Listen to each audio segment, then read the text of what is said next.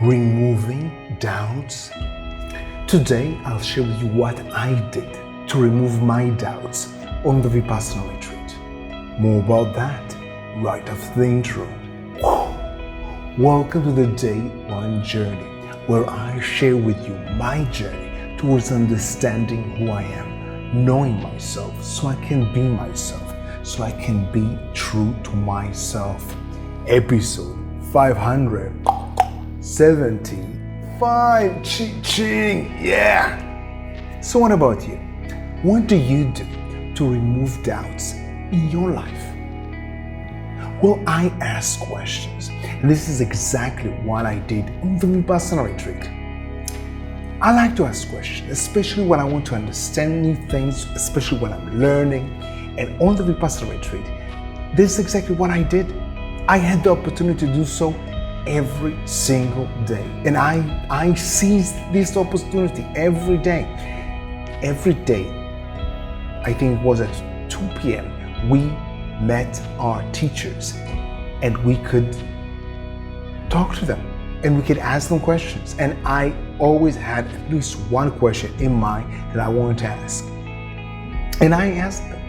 And this what, for me, this is part of the process of learning, of understanding, of, specifically learning. And I like to ask questions, but I also like to listen. So I was doing a lot of listening, not just asking questions. I was open-minded as I'm usually. And by that, I tried to remove the doubts that I had about the Vipassana retreat. As I shared with you in the last few episodes, I had my doubts throughout the Vipassana retreat. And I had specific questions to ask. And I remember one specific question that I asked. I think it was around the middle of the course. I asked the question. I got an answer. It was an interesting conversation that we had, me and the teacher, but this specific question. I thought about the answer. I asked the question again a few days after that. I think something like a week after that.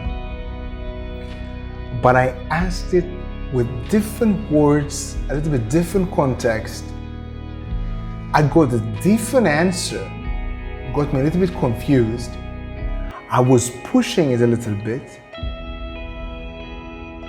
Pushing meaning I was asking a little bit more questions, and I think the conversation of me and the teacher went a little bit longer.